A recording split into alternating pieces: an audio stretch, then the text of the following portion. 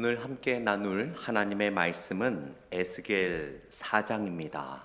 구약 에스겔 4장 1155페이지 정도가 될 것 같습니다. 에스겔 4장 1155페이지, 구약 1155페이지, 에스겔 4장 9절에서 마지막 절 17절까지 말씀입니다. 에스겔 4장 9절에서 17절 말씀, 구약 1155페이지 정도가 될 것 같습니다. 제가 9절 읽고 여러분들이 10절 읽으시면서 17절까지 교독하도록 하겠습니다. 제가 먼저 읽습니다. 너는 밀과 보리와 콩과 팥과 조와 귀리를 가져다가 한 그릇에 담고 너를 위하여 떡을 만들어 내가 옆으로 눕는 날수 곧 390일 동안 먹되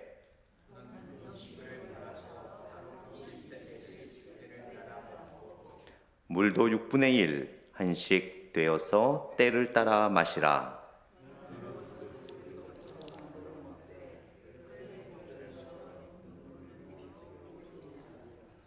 또 여호와께서 이르시되 내가 여러 나라들로 쫓아내어 흩어버릴 이스라엘 자손이 거기서 이같이 부정한 떡을 먹으리라 하시기로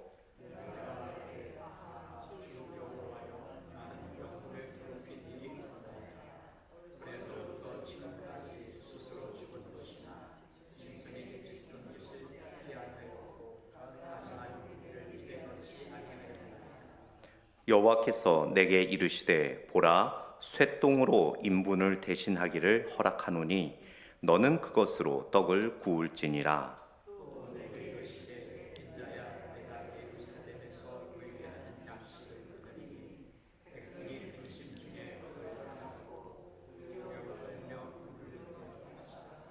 같이 읽겠습니다. 떡과 물이 부족하여 피차에 두려워하여 떨며 그 죄악 중에서 쇠폐하리라. 아멘. 우리 말씀 나누기 전에 같이 몇 가지 기도 제목으로 함께 같이 기도하기를 원합니다. 우리 송윤식 원사님 반주를 좀 부탁드리겠습니다. 네. 가장 먼저 우리가 함께 기도 나눌 것은 저희 교회 아프신 분들을 위해서 함께 기도하기를 원합니다. 우리 박수영 원사님 참 건강하게 잘 회복되고 계세요. 제가 이렇게 성도들을 위해 기도하면 가끔씩 제가 이렇게 꿈을 꿉니다. 근데 그 박수영 원사님 어젯밤에 참 너무 회복된 모습을 이렇게 하나님께서 보여주셨는데, 또 박수영 원사님뿐만 아니라 또 제가 알고 있지만 또 그분들이 여러분들에게 이렇게 공개적으로 말씀하지 않으셨기 때문에 제가 또 공개적으로 말씀을 못 드리지만, 또 본인이 아시죠. 몸이 아프신 분들, 또 약을 먹으며 또 회복을 기다리시는 분들, 또 수술 후에 온전한 회복을 기다리시는 분들 많이 있습니다. 여러분들 이 시간 여러분 자신의 건강과 또 박수영 원사님과 또 우리 김종유 장로님, 또 이제 앞으로 어떻게 또 무릎 치료가 진행될지 모르겠는데요. 우리 김종유 장로님의 또 무릎을 위해서도 기도해 주시면서 이 시간에 여러분이 알고 있는 저희 교회 환우들과 또 가족분들 중에 몸이 아프신 분들, 또 이 시간 또 여러분 자신의 몸을 위해서 함께 같이 기도하는 시간 갖도록 하겠습니다. 피아노 반주에 맞춰서 같이 기도하겠습니다. 하나님, 하나님께서 우리들을 사랑하시며 귀한 은혜를 베풀어 주심에 감사합니다. 아버지 하나님, 박수영 원사님 또 이렇게 수술 잘 마치고 잘 회복하게 하여 주심에 감사합니다. 참 우리 믿음의 귀한 선배로서 참으로 기도하시며 겸손하시며 헌신적으로 교회를 위하여 수고하시는 우리 박수영 원사님, 참 그 모든 죄알 치료가 또 잘 마무리되어 전에보다 더 건강하신 모습으로 우리와 함께 즐겁고 은혜로운 신앙생활에 나갈 수 있도록 인도하여 주옵소서. 또한 김종규 장로님, 또 무릎의 불편함을 갖고 있지만 참으로 늘 기도하시며 하나님 앞에 헌신하시며 하나님의 기름 부은 종으로서 또한 섬기기를 원하시며 신앙생활 하십니다. 그 무릎 치료를 위하여 하나님 붙잡아 주시고 수술을 받기에 부족함이 없는 건강한 육체가 되어 아버지 하나님 잘 그 무릎이 또한 치료되어 저희와 함께 또 즐겁고 기쁜 신앙생활 나가시는 장로님 되어질 수 있도록 인도하여 주옵소서. 우리 성도들에게 공개적으로 기도 제목은 쉐어하지 못했지만 하나님 또한 약을 먹고 또한 수술 이후에 치료받으며 회복하는 성도들 있습니다. 한 사람 한 사람 하나님께서 기억하여 주시고 그들의 몸을 온전히 회복시켜 주셔서 하나님의 귀한 종으로서 또 하나님의 귀한 일꾼으로서 교회를 섬기고 하나님의 나라를 확장하는 데 쓰임 받는 데 부족함이 없도록 주여 붙잡아 주시옵소서.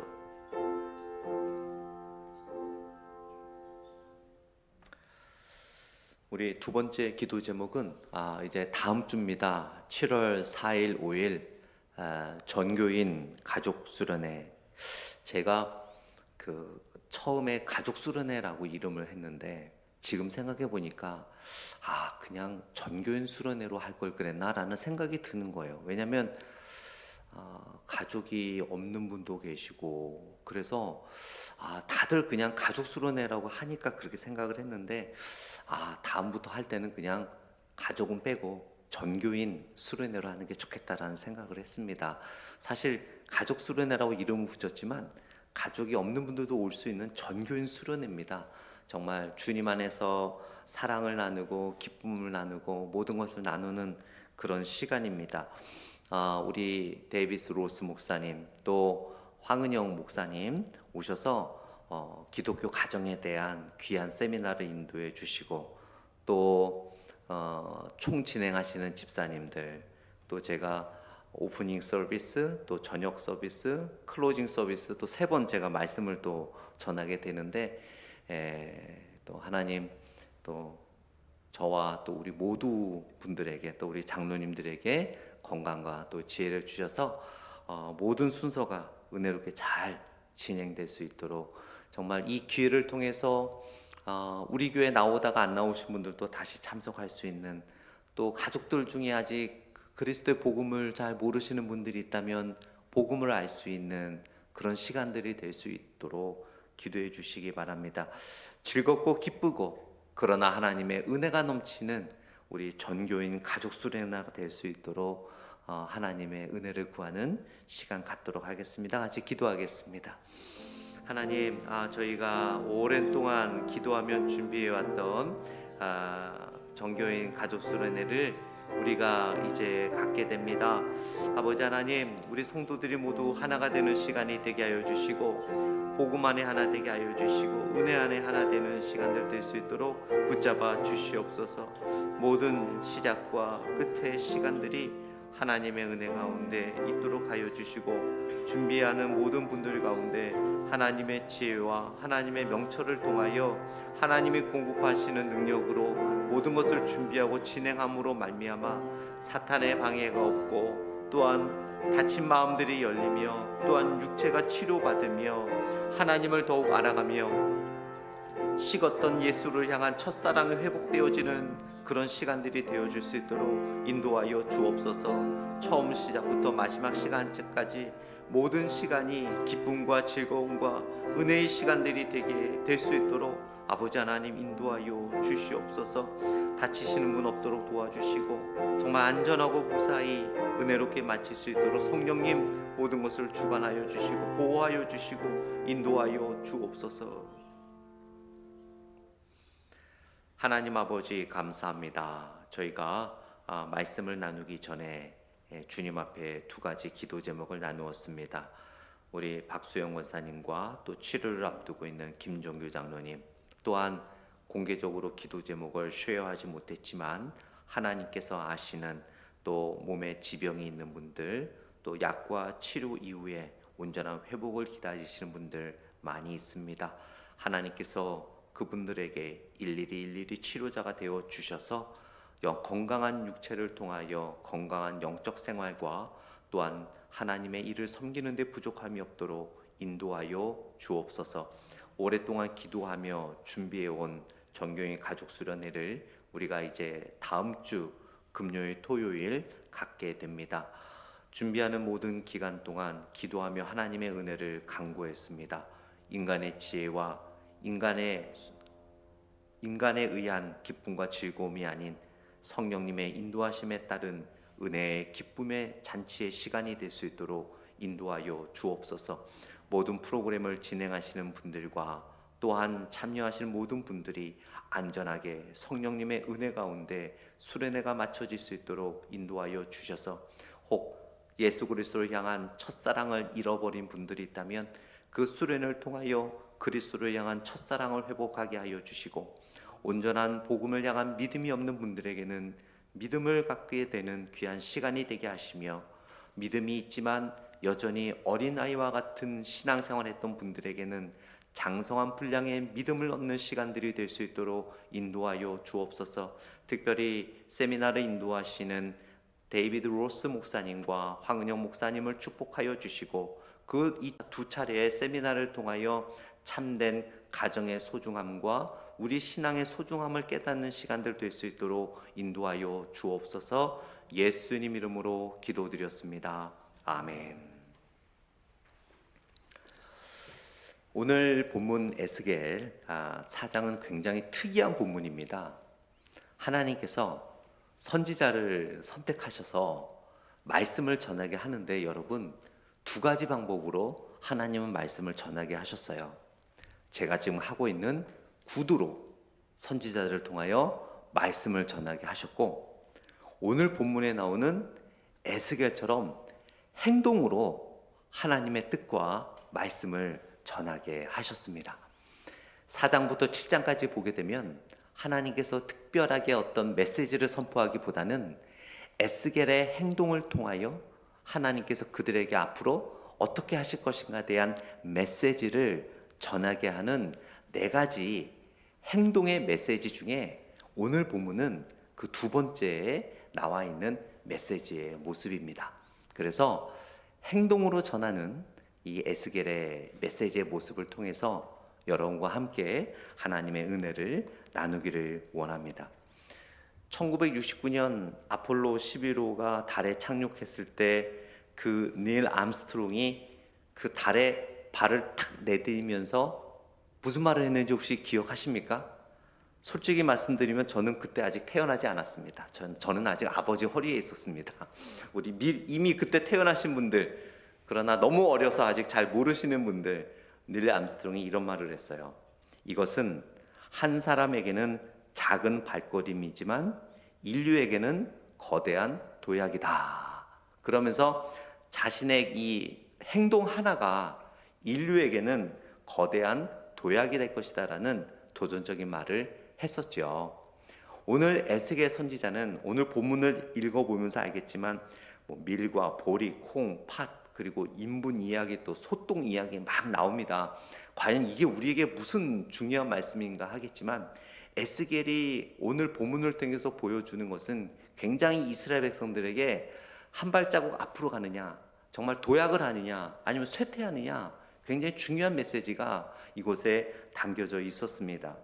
9절에 보게 되면 너는 밀과 보리와 콩과 팥과 조와 귀리를 가져다가 한 그릇에 담아라 라고 하고 있죠.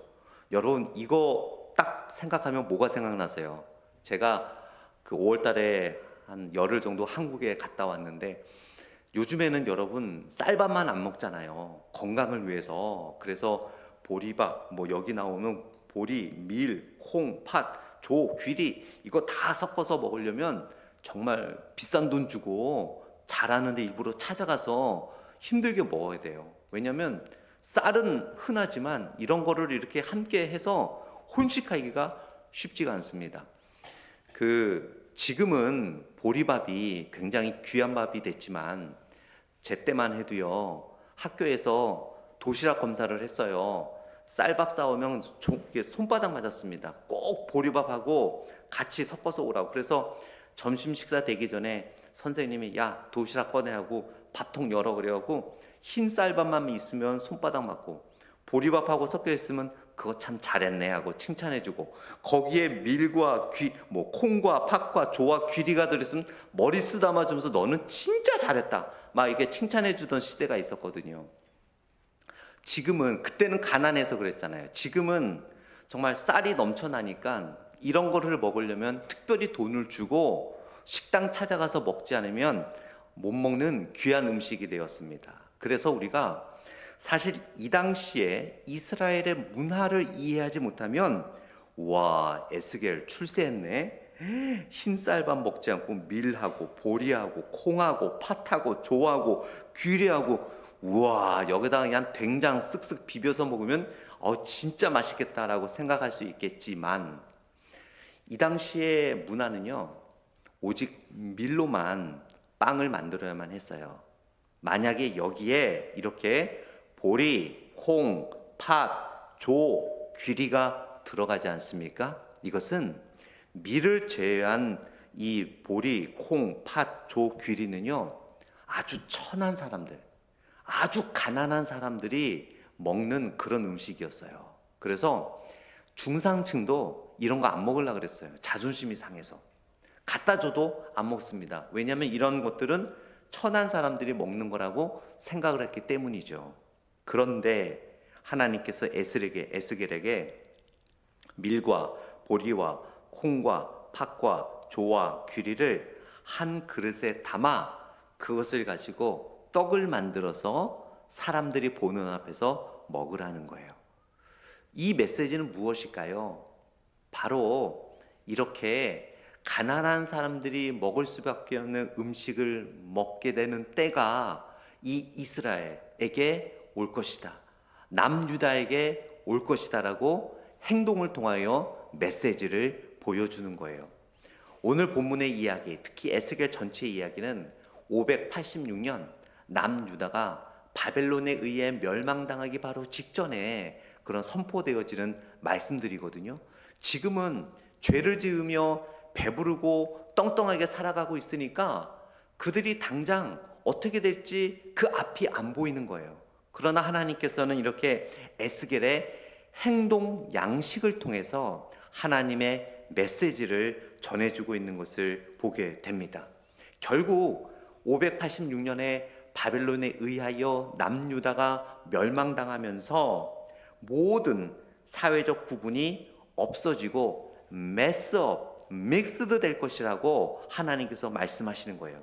너희들은 교만하게 밀처럼 살아왔지, 너희들 회개하지 않고 이렇게 죄악 속에 그대로 있다가는 결국 보리와 콩과 팥과 조와 귀리, 너희들이 거들떠보지도 않는, 배고파도 자존심 상해서 안 먹는 그것들처럼 짬뽕이 되는 것처럼 모든 사회적 구분이 무너지는 폐허된 사회가 될 것이다 라고 말씀하고 있는 것입니다. 결국 이 말씀을 통해서 하나님께서 우리에게 주시는 미닝, 메시지가 있어요. 결국 우리 자신을 의지하지 말라라는 거죠. 여러분, 야곱 잘 아시죠? 야복강가에서 천사를 만나지 않습니까? 하나님이 왜 천사를 야곱과 만나 싸움을 붙였을까요? 야곱은 정말 자존심이 대단했던 사람입니다. 정말 야곱은 모든 것을 할 수 있는 사람이었어요. 거침이 없었던 사람이었습니다. 그러나 천사를 통해서 그가 환도뼈가 부러지면서 하나님은 야곱에게 가르쳐주고 싶으신 것이 있었어요.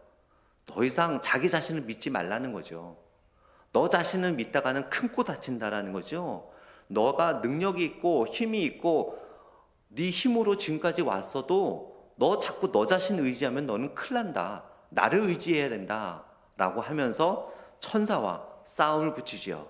그리고 환도뼈를 다치게 합니다. 그러면서 야곱은 내가 지는 경우도 있구나. 나 자신만을 믿어서는 안 되겠구나. 나한테 이기는 사람도 있구나. 내가 다칠 수도 있는구나 라는 것을 처음으로 깨닫게 됩니다.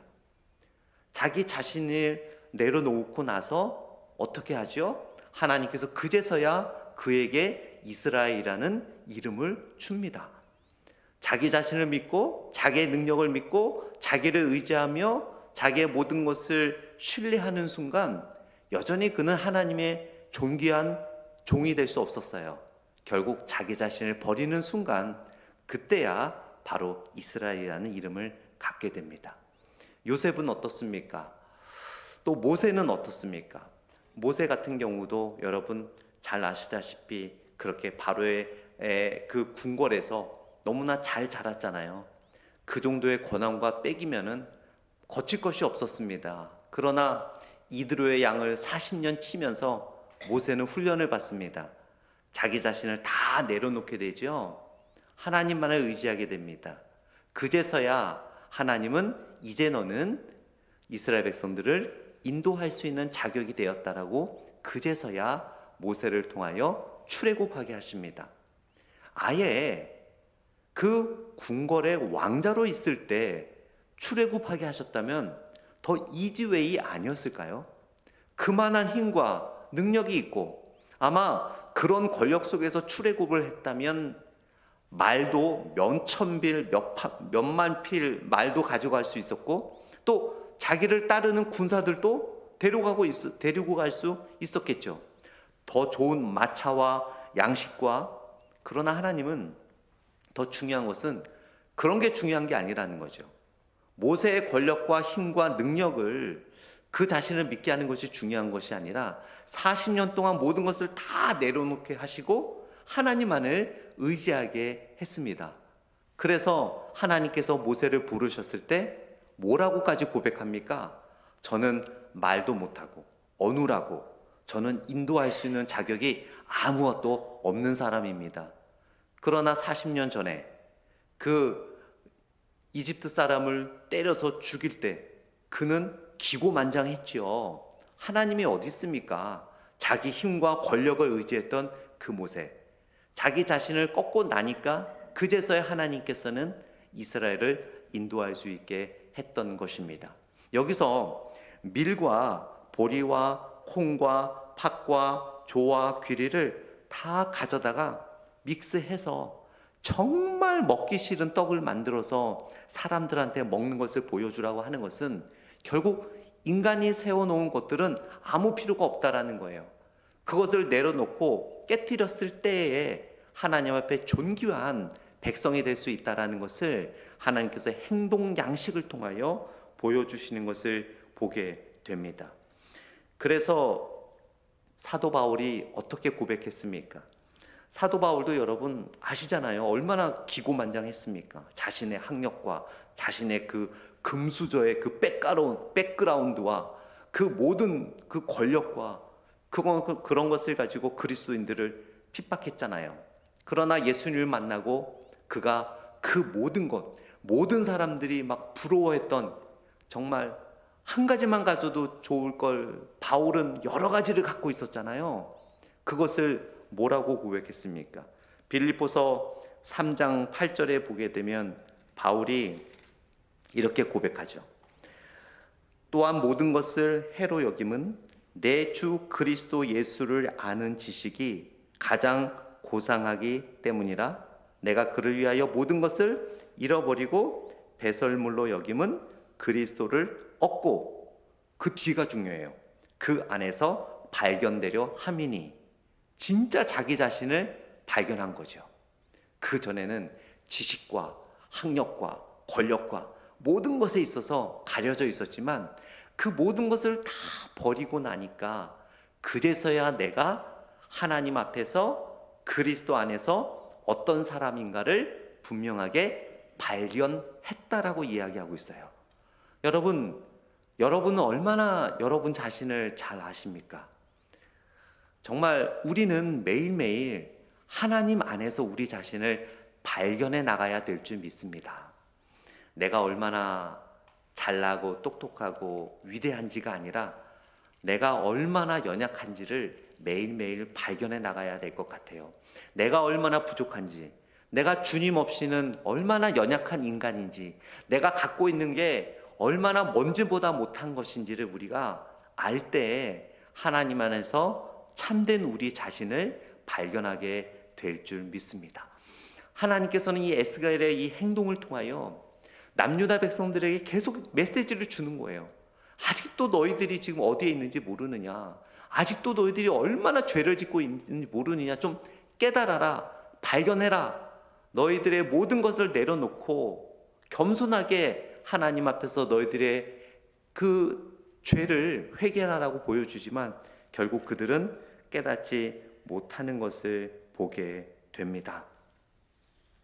그러면서 그 뒤에 말씀을 보게 되면은요, 여러분, 그 9절 후반부에 보면 내가 옆으로 눕는 날수 곧 390일 동안 먹되, 이 앞에 4장 초반부에 보게 되면 하나님이 한 곳으로만 누워 있으라 그래요. 여러분, 한 곳으로 누워 있으면 얼마나 힘든 줄 아세요? 하나님이 에스겔한테 한 곳으로만 누워 있으면서 그렇게 음식을 먹으라고 합니다. 그러면서 음식을 얼마씩 먹으라고 하냐면요, 20세겔씩. 정말 인간이 하루에 먹는 칼로리의 5분의 1도 안 되는, 정말 배를 그저 그냥 생명만 유지할 수 있는 양의 음식을 먹으라고 하고, 물도 정말 그 1리터도 안 되는 그 물을 가지고 하루를 때우라고 이야기를 하고 있습니다. 그러면서 12절 말씀에, 우리 12절 말씀 같이 읽어볼까요? 시작. 너는 그것을 보리떡처럼 만들어 먹되 그들의 목전에서 인분 불을 피워 구울지니라.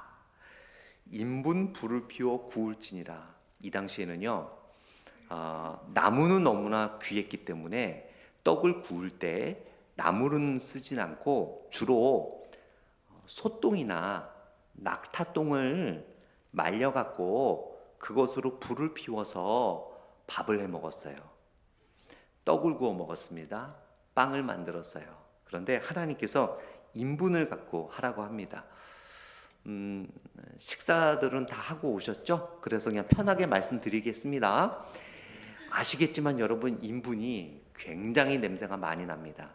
제가 이번에도 이번에 한국 갔을 때 그 제주도를 이제 동생이 한번 가자 그래서 갔는데, 창문을 열고 지나가는데 그 밭에 그 인분 냄새가 확 들어오는데, 우와, 정말 미국에서는 잘 못 맡는 냄새. 이렇게 지독하구나. 그런데 여러분, 이 당시에 아무리 가난하고 아무리 굶어 죽어도 하지 않는 행동이 있었어요. 소똥, 나탁똥이 없어도 인분을 가지고는 음식을 해 먹지 않았습니다. 굶어 죽으면 죽었지 인분을 가지고 해 먹는다는 것은 사람이기를 포기하는 행동과 같았어요. 그런데 그런 행동을 하나님께서 에스겔에게 시키는 거예요. 그만큼 하나님의 진노와 심판이 바로 앞에 있다라는 것을 인분을 통해 태워서 떡을 구워 먹는 에스겔을 통해 보여주는 거예요. 생각을 해보세요. 에스겔은 소위 저와 같은 목회자거든요. 제가 어느 날 주일날 설교 대신에 사람 똥을 앞에다 놓고 인분을 앞에다 놓고 인분을 태워가면서 밥을 여기서 짓는다고 생각을 해보세요. 저 목사님 진짜 이렇게 되신 거 아니야? 라고 생각할 거 아니에요. 우리가 말씀 들으러 왔지 목사님이 인분을 태워서 밥 해놓은 걸 보러 왔나? 지금 에스겔이 그러는 거예요, 여러분. 우리는 이 말씀을 통해 보니까 그냥 그러려니 하지만 사람들이 에스겔을 향해서 이거 완전 이렇게 됐구나. 왜냐하면 어떤 말을 하는 게 아니라 행동으로 계속 하면 안 되는 일만 계속 하니까. 결국 하나님께서는 이 메시지를 통해 너희들이 이렇게 될 것이라는 것을 보여줌에도 불구하고 그들은 전혀 깨닫지 못하는 것을 보게 돼요.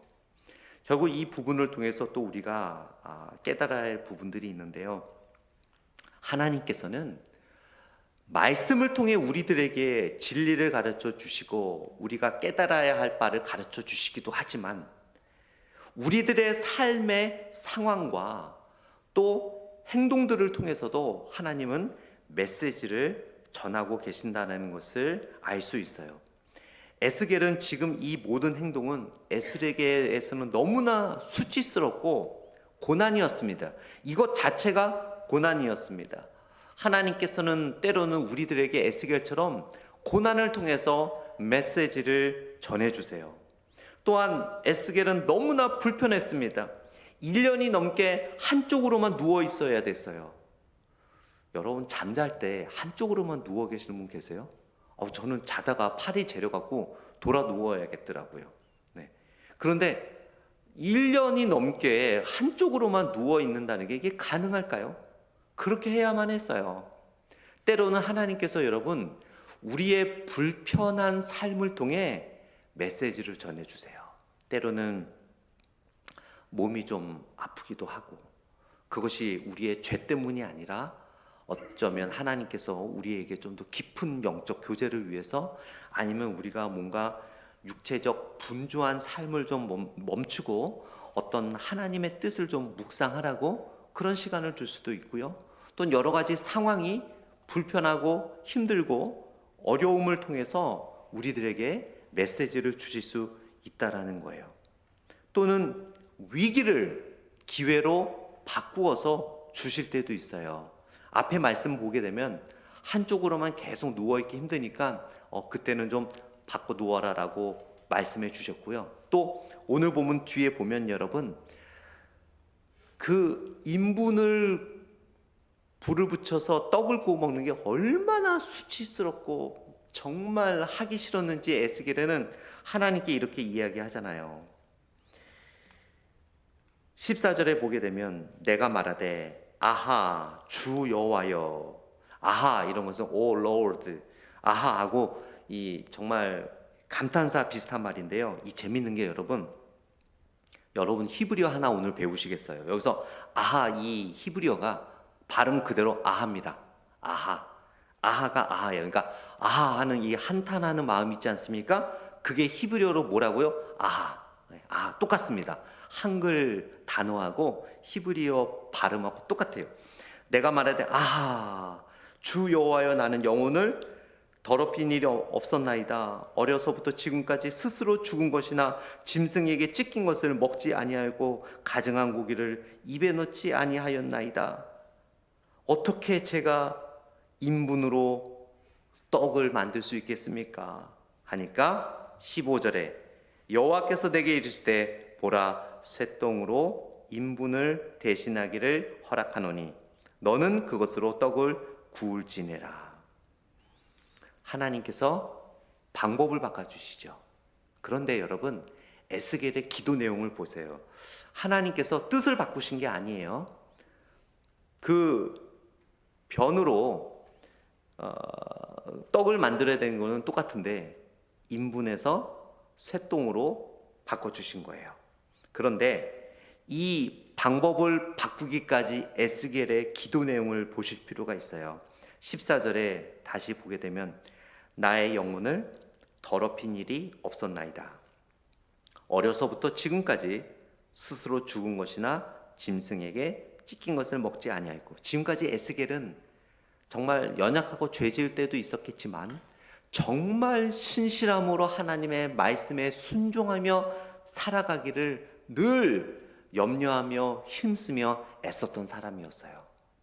아마 이렇게 기도하지 않았다면, 이런 삶이 없었다면 에스겔은 여전히 인분으로 떡을 구워 먹었을지도 몰라요.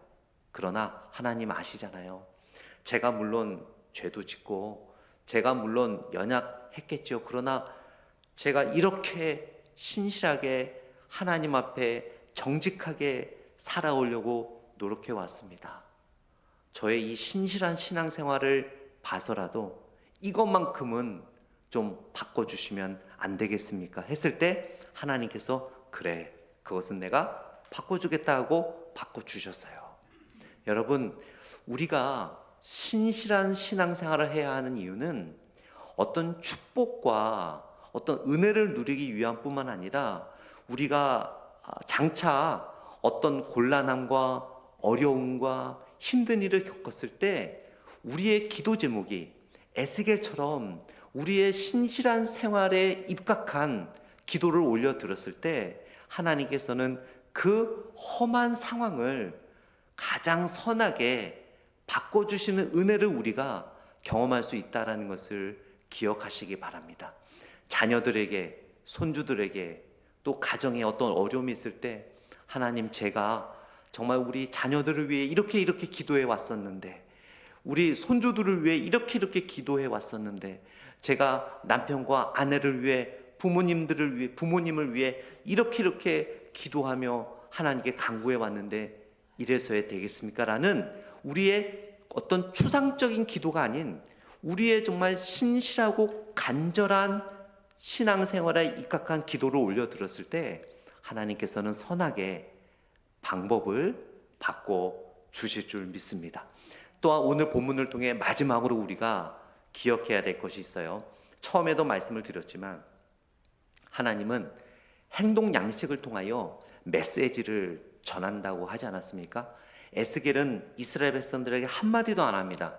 옆으로 누웠다가 쇠똥으로 떡을 구워 먹고 물도 조금 마시며 사람들은 왔다 갔다 하면서 보겠죠. 도대체 에스겔이 뭘 하는 거지? 매직쇼를 하나? 뭘 하나? 하나님은 메신저로서 에스겔의 행동을 통하여 사용하신 거죠. 우리도 여러분 하나님의 메신저가 될 수 있음을 기억하시기 바랍니다. 여러분의 말 한마디, 여러분의 얼굴 표정, 여러분의 행동, 여러분이 예배드리는 모습, 여러분이 가정에서 자녀들 앞에서 손주들 앞에서 하는 행동, 이 하나하나가 바로 하나님의 메시지가 될 수 있음을 우리는 기억해야 될 줄 믿습니다. 그래서 사도 바울은 고린도 후서 3장 2절에서 3절 말씀을 통해 이렇게 이야기를 하지요. 너희는 우리가 쓴 편지라 우리 마음에 새겨졌고 또 무사람이 알고 읽는 바라 너희는 우리로 말미암아 나타난 그리스도의 편지니 이는 먹으로 쓴 것이 아니요 오직 살아계신 하나님의 영으로 쓴 것이며 또 들판에 쓴 것이 아니요 오직 육의 마음판에 쓴 것이라. 에스겔이 바로 행동을 통하여 하나님의 메시지 편지가 된 것처럼 사도 바울은 이 말씀을 그대로 갖고 있으면서 우리들에게 권면하고 있지 않습니까? 여러분이 바로 그리스도의 편지입니다. 하나님의 편지입니다. 그렇다고 우리 얼굴에 어떤 글씨가 있는 건 아니겠죠. 정말 인사할 때도 반갑게 이렇게 겸손하게 웃으면서 인사하는 거하고 안녕하세요 하는 거하고 여러분 다르지 않습니까? 그리고 내가 먼저 손 내미는 거하고 상대방이 손 내밀 때 기다리는 거하고 또 다르지 않습니까? 이렇게 참 우리의 행동 하나하나가 하나님에 대해서, 예수님에 대해서 어떻게 우리는 쓰여지고 있는가, 어떻게 전하고 있는가를 우리는 생각하며 살아가야 될 줄 믿습니다. 말씀을 맺도록 하겠습니다. 오늘 하나님께서는 에스겔의 특별하고 너무나 특이하고 이해가 안 되는 행동을 통해 하나님은 너무나 중요한 절체절명의 메시지를 전하고 계세요. 이제 종말은 다가오고 있지 않습니까? 언제 오실지 모르겠지만 하나님은 바로 우리 시애틀 평강 장로교회를 에스겔로 쓰실 줄 믿습니다. 우리 교회가 이 시대에 선포되어지는 말씀이 되어야 되겠죠. 또 더 디테일하게는 저와 여러분 한 분 한 분이 바로 에스겔이 되어야 합니다. 굳이 우리의 입으로 복음을 전한다 하지 않더라도 하나님의 사랑과 은혜와 긍휼과 자비와 축복과 심판을 우리가 입으로 외치지 않는다 하더라도 우리의 일상생활 속에서 에스겔처럼 우리의 얼굴 표정 하나, 우리의 손짓 하나, 몸짓 하나, 우리의 발걸음 하나하나가 하나님의 메시지가 된다라는 사실을 기억하며 바울이 고백했던 것처럼 나는 살아있는 그리스도의 편지구나라는 마음을 가지고 살아가시는 여러분의 삶이 되기를 원합니다. 여러분은 하나님의 메시지입니다. 기도하겠습니다. 하나님 아버지, 에스겔의 행동은 도저히 그 시대로서 이해가 될 수 없는 모습이었습니다. 그러나 하나님께서는 에스겔의 행동 양식을 통하여 너무나 중요한 메시지를 전달해 주셨습니다. 바울이 고백했던 것처럼 바로 우리가 지금의 하나님의 메시지입니다. 예수님을 믿는 사람으로서 하나님의 아들과 딸로서 오늘 하루 우리는 하나님에 대해 어떤 메시지를 전파했을까요? 내일 우리들의 삶을 통하여 나를 만나고 아는 사람들은 하나님에 대해, 예수님에 대해 어떤 메시지를 받을 수 있을까요? 하나님, 우리를 메신저로 사용해 주심에 감사합니다. 하루하루의 삶이 올바른 메시지의 삶을 감당할 수 있도록 인도하여 주옵소서. 우리 시애틀 평강 장로교회가 이 지역 사회의 메시지 자체가 되게 하여 주시고, 또한 전 세계에 하나님의 메시지가 될 수 있도록 우리 교회를 인도하여 주옵소서. 감사드리며 예수님 이름으로 기도드렸습니다. 아멘.